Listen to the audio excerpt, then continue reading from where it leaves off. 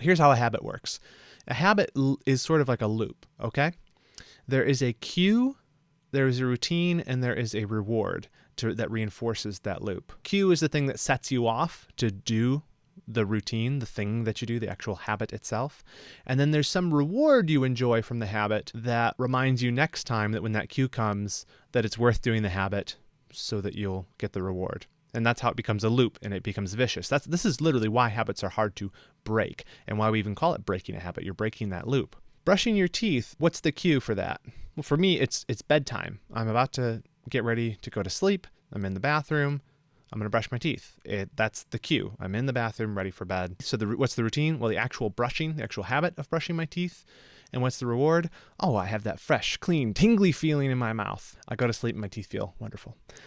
That repeats itself because the next night, I want to do that thing. Oh, it's time for bed again. Oh, well, yeah. Well, what do I do at bedtime? I do my routine of brushing my teeth, and then the reward. Oh, a tingly feeling, and it just keeps going. A lot of times we also have like bad spiritual habits, like worrying or idolatry or even becoming kind of like self-focused when certain things happen. And with any of these things, whether it's a bad one or a good one, you can kind of hijack an existing habit and either replace the bad thing or sort of ride the coattails of a good habit. You just have to pay attention to what the cue is. Maybe one of your bad habits is complaining.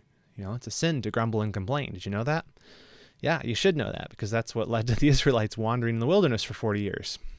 God doesn't like when we grumble and complain because it is a complaint against his providence. What can you do if you're given to that, right? So maybe you get into this cycle where someone's rude to you or they say something you think might be rude. That's the cue.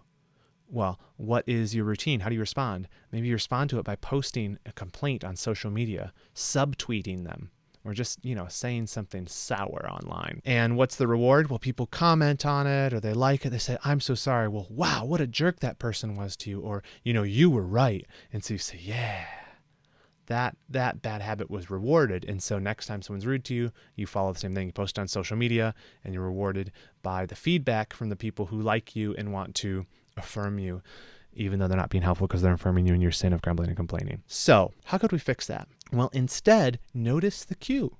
What's the cue? Someone was rude to you. When that happens, remind yourself, train yourself, stop and pray for them. Stop and pray for them. And what have you done then? You have put off grumbling and complaining, and you have put on praying for that person. You've put on loving that person. You've put on bringing it to the Lord and talking with him. And so there you have broken the habit by discovering the cue that led to your bad behavior, hijacking it for something good. Put off, put on, right? But you can do the same thing even with good habits, right? You can do it with the brushing teeth thing. So when you go to brush your teeth at night, maybe if you're trying to memorize scripture, maybe that's the time while you're kind of mindlessly brushing your teeth, you can look at a note card with a verse on it and practice it. And, memorize it over time. And you make that a habit. You hijack that cue and put another habit alongside it, not just replacing a good habit, but building upon it. That clip was from my podcast, The Redeeming Productivity Show. Click here to watch the full unedited episode. And don't forget to subscribe for more videos on a Christian approach to personal productivity.